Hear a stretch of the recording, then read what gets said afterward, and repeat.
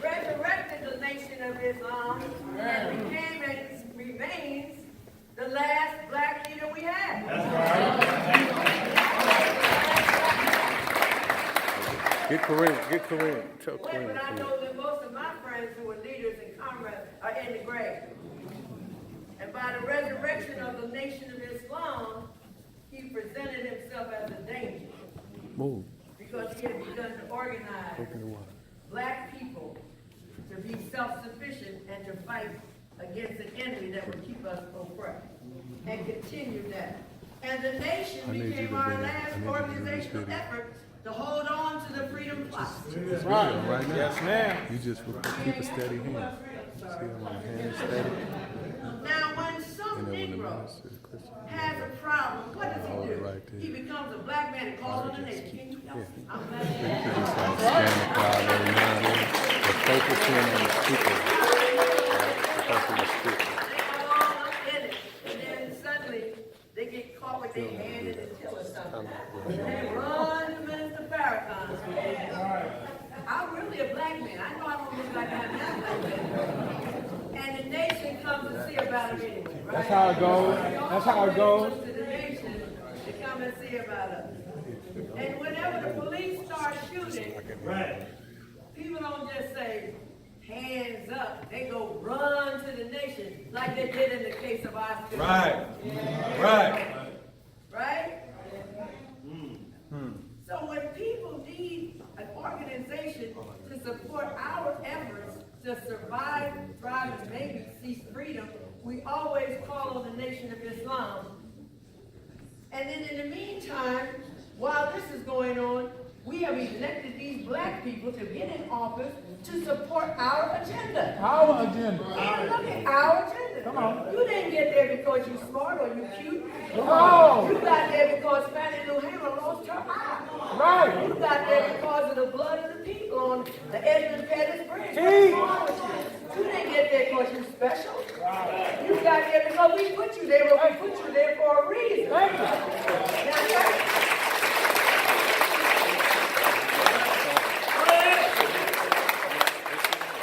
Indeed, I would assert that every black holding political office here in the Bay Area, but especially here in Oakland, got there from the blood of the Panther. Don't sit up here and act like you don't understand that.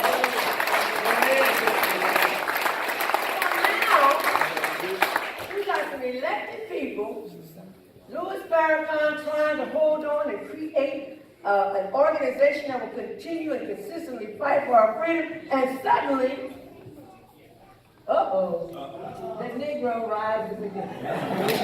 Here it comes. The self-proclaimed elected Negroes would now assault our last black leader, the Honorable Minister Louis Farrakhan. Right. Now, they're not assaulting him for not being true to black people. No. They're not saying, wait a minute, you lost the faith or something. Right. They're not assaulting him for not standing up for our people. Come on, Sister. Say that. No, they want to denounce Minister Farrakhan as anti-Semitic. Right. Now, I'm trying to figure out what the hell this has to do with the Negro. Come on.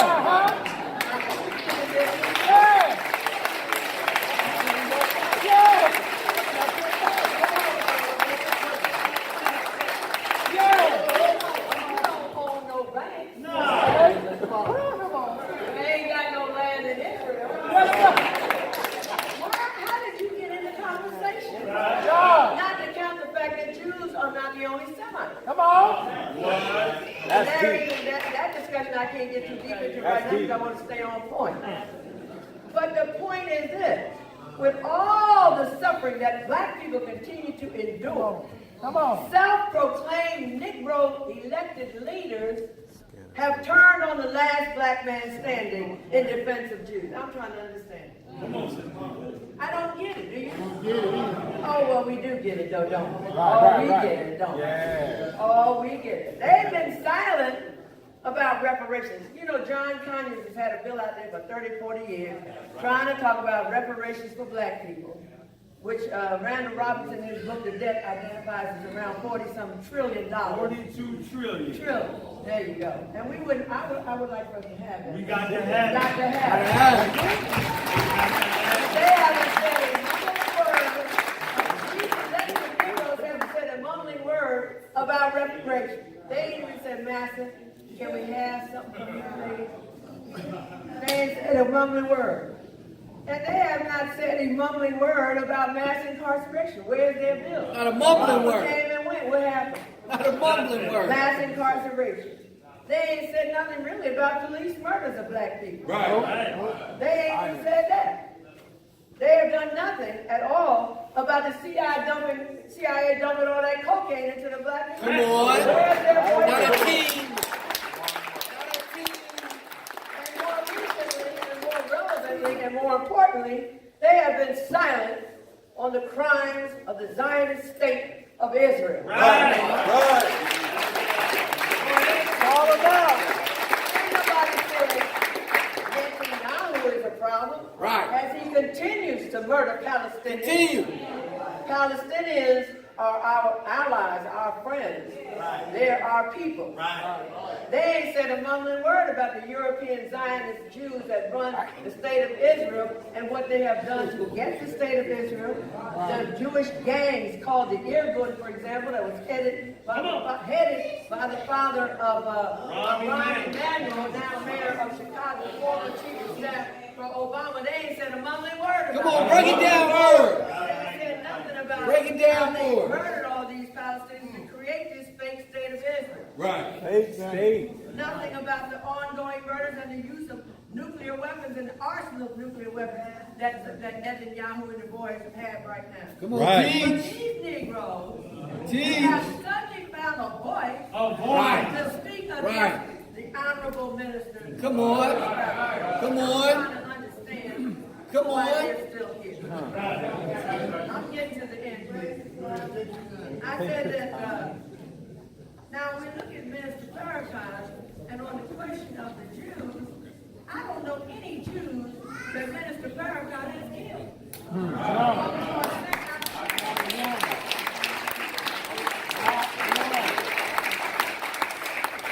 For mass extinction of the Jews, the way we have the mass extinction of Palestinians in Palestine. It's sometimes called that. I don't know of any of this. All I know is that Louis Farrakhan has been consistently for, I would say, more than half a century, More. standing up for black people. Right.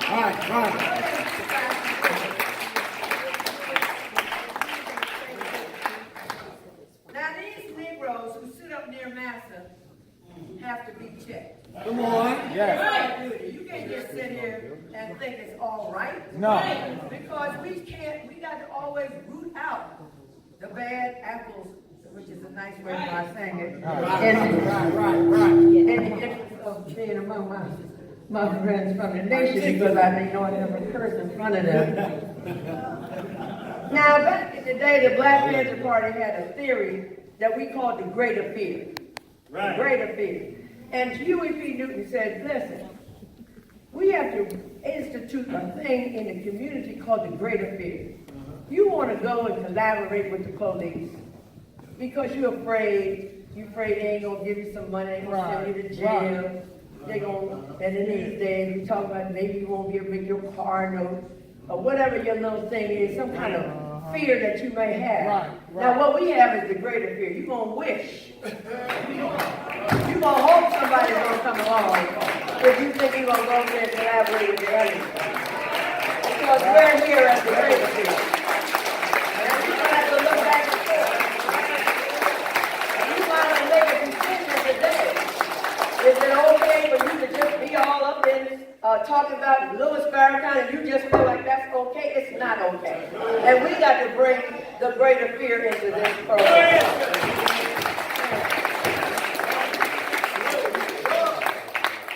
And we want a job. And sometimes, as Minister Keith Muhammad taught me, we don't even want anything from the Master. We just want to be near the Master. And worse than that, we don't even want to be near. We just want the promise of Him.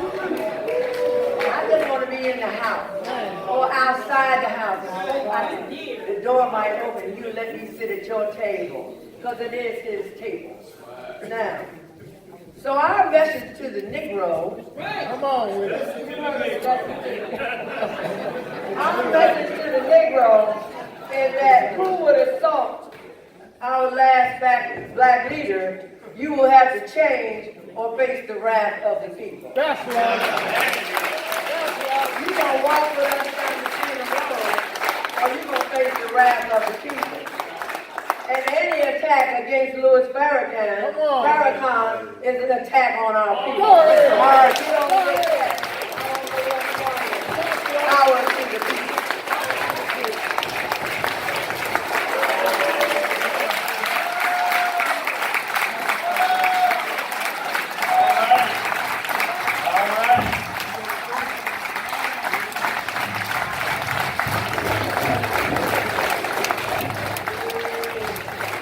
For the first time, I don't have too much to say.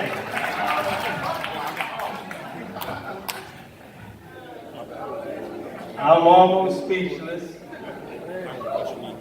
My sister covered it all. And then some. And we want to thank our brother Jeffrey Pete for giving us this beautiful space to meet.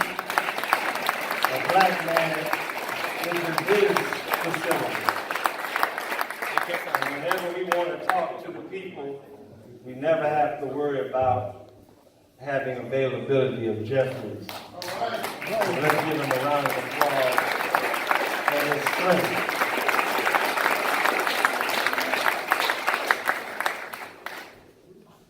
We called you here really based on what Sister Elaine said. That an attack on the Honorable Minister Louis Farrakhan really is not an attack on him. Right. It's an attack on the future of our people. Right. That's Let me just say this. Minister Farrakhan, my leader and teacher, took a bold stand in September 1977. When he decided to do something that had never been done before, and that is to rebuild something that was destroyed by the government. As great as the UNIA was, as great as the Honorable Marcus Mosiah Garvey was and is, the UNI has never been able to be rebuilt to its former glory. As great as the Moorish Science Temple was under the leadership of Noble Drew Ali, it was never able to be rebuilt to its former glory. That's true. SCLC, Right. other organizations we built that was dismantled by this government or watered down has never been rebuilt. Elaine Brown, one of the founding leaders of the Panther Party, as great and as strong and exemplary as the Panther Party was and is for us, it was never able to be rebuilt. And she says, I can say that. But the Nation of Islam, That's right. Come on. the most prominent, organized group of black people that our struggle has ever produced. When the Honorable Elijah Muhammad was among us, tens of hundreds of thousands of black people in every city in America, farmland, banks, airport, businesses, cold storage, international trade with the government of Japan, Peru, Argentina. The man built something, but not just something, a real nation. In fact, the slogan, when I was a little boy living in the projects, we would hear the slogan, what time is it? Nation time. And the answer was in the community, among the youth, nation time. We never taught black until the Honorable Elijah Muhammad taught black. We never thought calling each other brothers and sisters until he made it common way of communicating with us by calling each other brother and sister. He took pork out of the community. He introduced smoking and cigarettes and all of the bad living and lifestyle that was a death style for black people. It was, in fact, that little black man from Georgia who went to the 3rd grade of school but was taught by God himself. We're going to have to come to some understanding here. And I got to say it quick because time has caught us.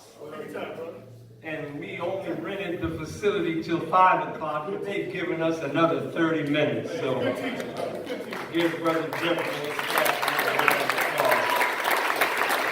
It was the Honorable Elijah Muhammad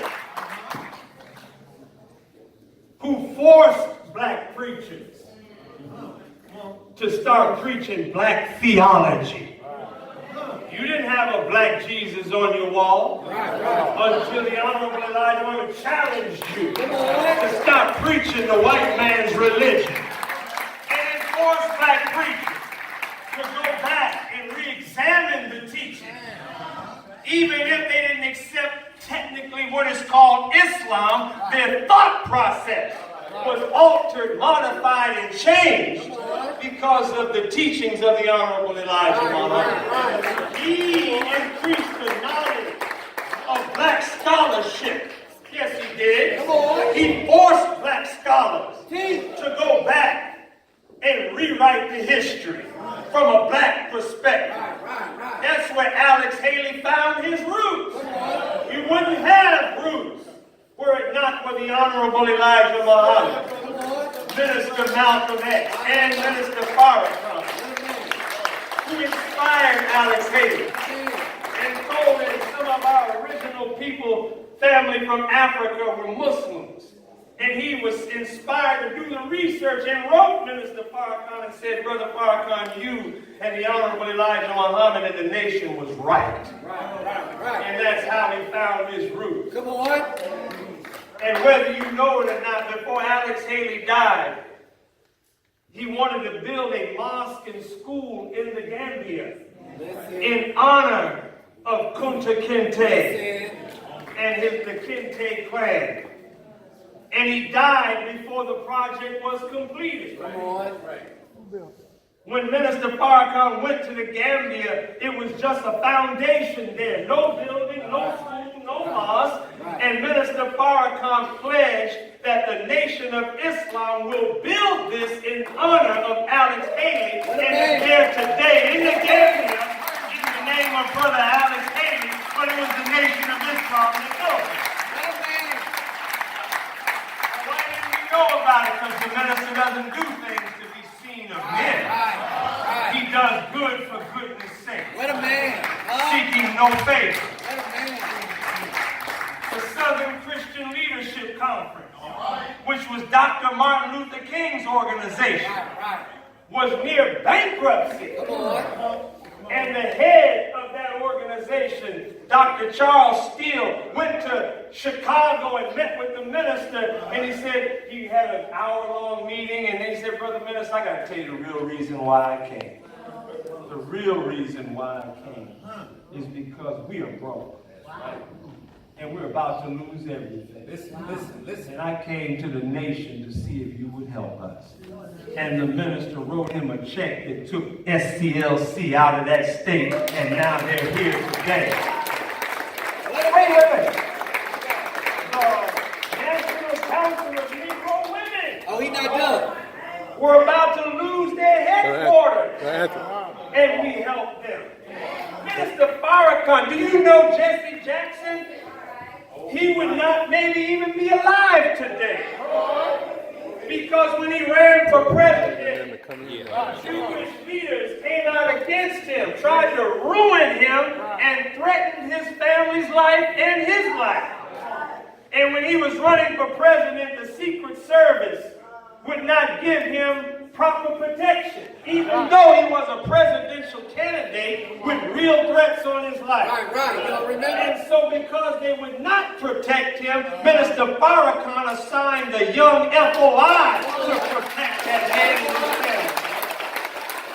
He's alive today. Many of the young rappers who were caught up in beefs, East Coast versus West Coast. And it was Minister Farrakhan that settled the beef. Many of these young rappers now are grandparents in their late 50s and early 60s, but would have been dead in their 20s were it not for Minister Farrakhan's protection.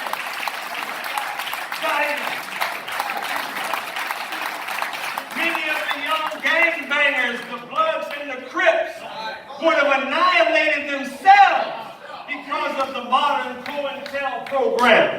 But it was Minister Farrakhan that brought the Bloods and the Crips together and had the first gang summit and helped the brothers to settle there. I'm talking about the Honorable Minister Louis Farrakhan.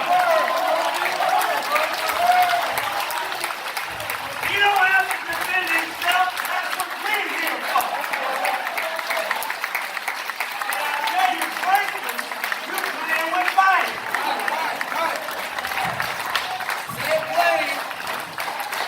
Minister Farrakhan has been a protective hedge for America. Name another black leader that can call for 1 million black men and 2 million, nearly 2 million black men show up. He didn't call for them to tear up America.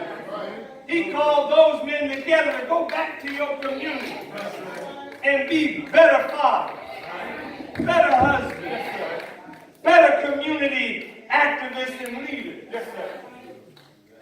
The enemy knows who Minister Farrakhan is. That's right. And the enemy knows who Minister Farrakhan is. Come on. What do I mean by that? They know he's not all the ugly things that they make him out to be. That's right. And then you're going to call a man like Minister Farrakhan anti-woman. Come on. When you got women that came to him and have been cleaned up and dignified and can be put forward to the world as exemplary women because of that.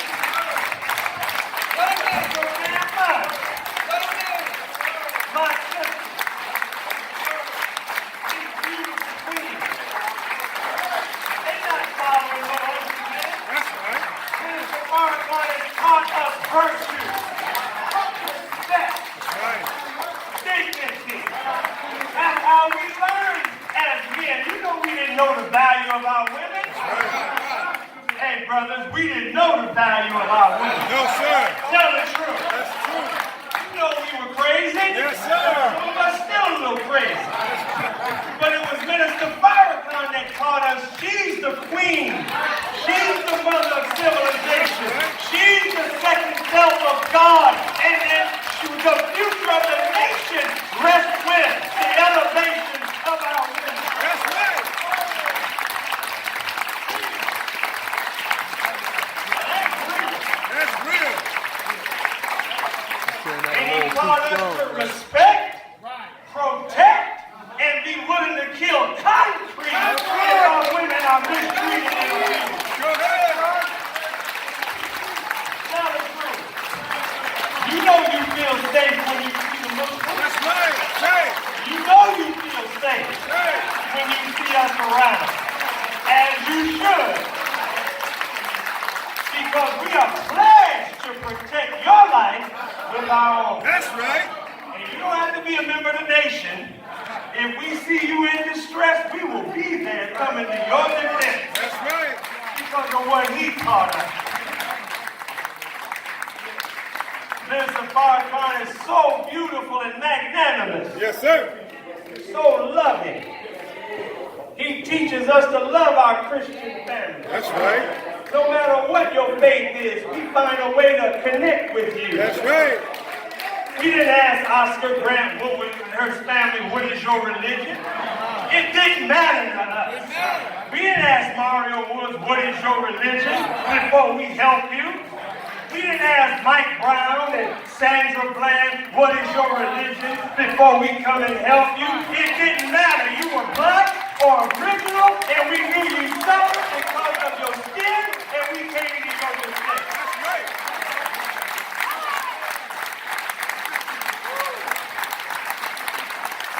The enemy knows who Minister Farrakhan is. And we know the enemy's in here. You're going to take the report back. That's why we're telling you what we're telling you. Take it back. Because in this area, we're going to mobilize. That's right. We're going to organize. That's right. You rise up in this area, we're going to be on your backside like white on right. That's right. Check our record. You'll see we ain't just talking smack. Check the record. But anyway, let me finish my point. Teaching people. Sister Elaine Brown mentioned 1619. That's what they taught us in school. The Honorable Elijah Muhammad taught us that the first slave came to America in the year 1555 on a ship named Jesus of Lubeck. You Google that. Google it. Captained by a British captain named Sir John Hawkins. That's who. That's him. That's right. This is in secret. They know the truth, but they don't make that common knowledge. But we never knew why they said 1619. Because from 1555 to 1619 is 64 hidden years. This is why they used to have game shows called the $64,000 question. Right. The $64 question. Listen. Why 64? Listen. Why not 68? Why not 75? Why not 50? Why 64? Why 64? Because these hidden years is what it took to take a free, proud, and productive man and turn him into a homeborn slave. It took 64 years. And they never wanted that slave-making process to be known. Jeez. So they said 1619. Wow. Teaching people.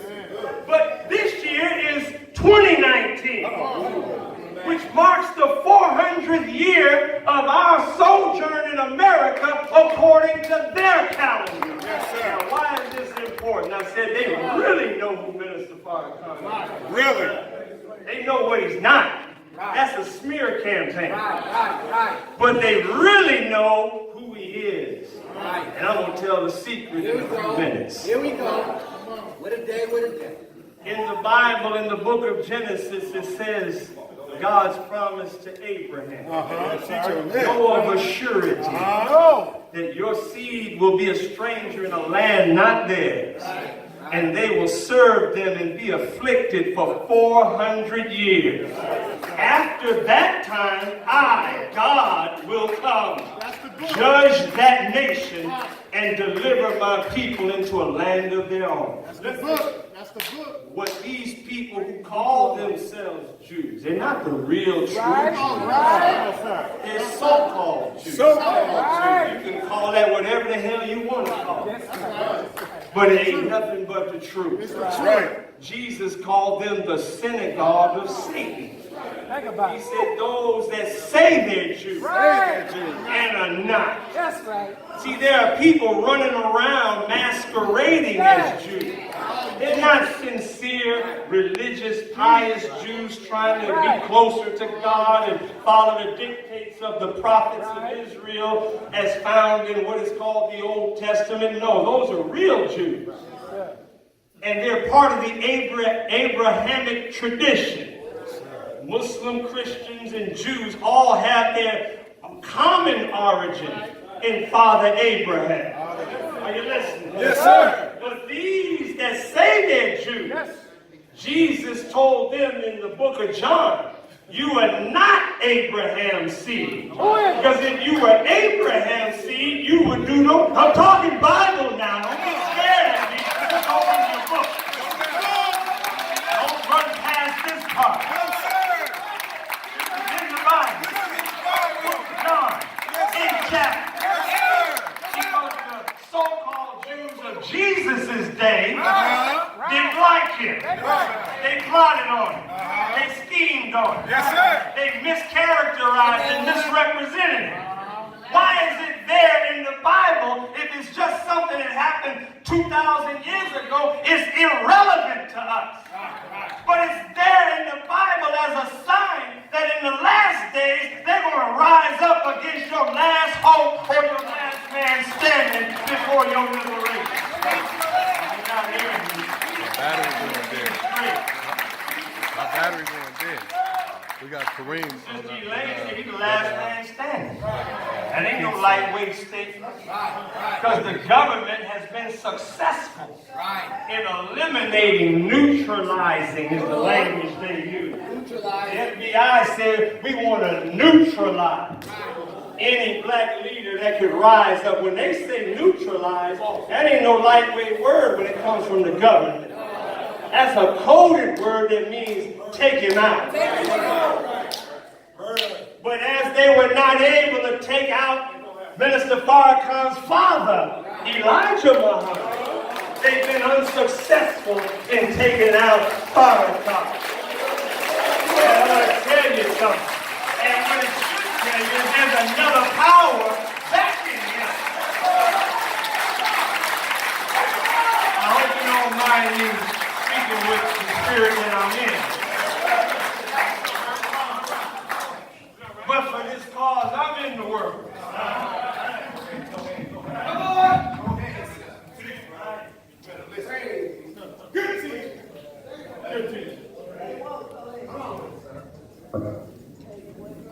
400 years.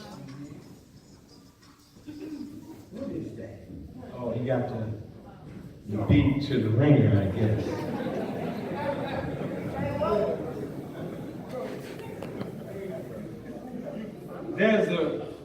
These people are calling themselves the chosen people of God. I'm so sorry. But the real choice of God is the black man and woman of America.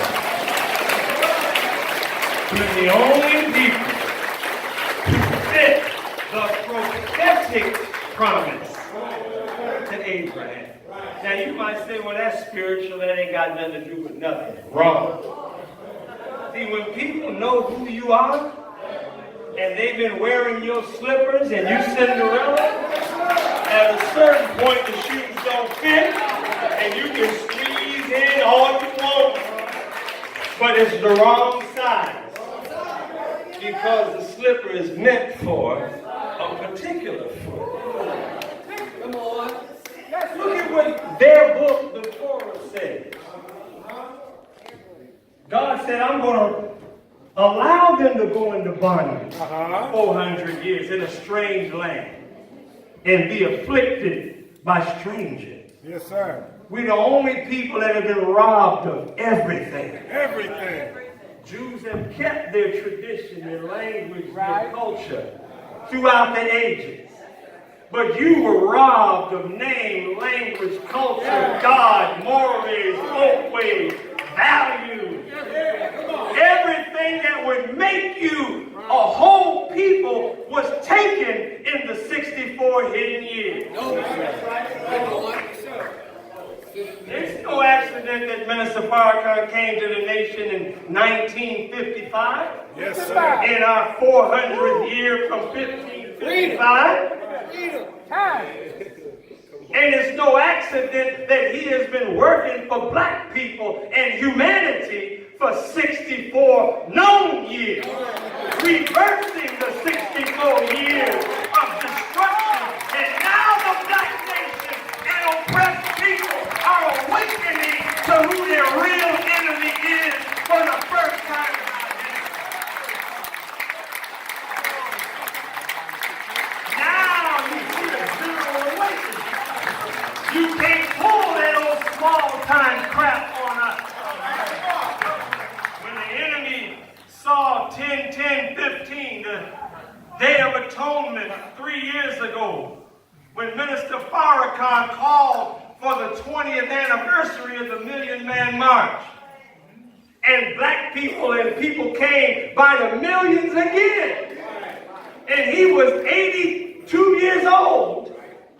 And do you know most of the people that attended that march were millennial, young people? When the enemy saw, man, this man, though he's an elder, has the ear of the youth. And with the advent of global communication, these young people will change the paradigm of clarity as to who Minister Farrakhan is for global oppressed humanity. We're at war. The book of Deuteronomy. Moses talking that God is going to raise up a man like Moses. What Deuteronomy is called is part of the first 5 books of Moses. Because Moses was the great liberator. Right. Are you listening? Yes, sir. And he wrote Genesis. And all the other books, the first 5 books called in spiritual terms Pentateuch. That's right. And the books begin with this word, in the beginning. Because if you are going to raise a people in bondage, you got to tell them all about their origin from the beginning. Are you listening? Well, if God is going to raise up a prophet or man like Moses, then Moses is a prototype of the man you're going to raise up in the last day. Well, you can't have a man like Moses unless you got a nation like Egypt and a pharaoh like a president. Ancient Egypt never enslaved no white Jews from Europe to build the pyramids. That's a damn lie. We got the history of ancient Egypt. The black man's history is written on the wall. It's called hieroglyphs or Netu-Netta. You can read the history, and there's no record of no Jews building the pyramid. We're not giving you that credit. The black man built the pyramid.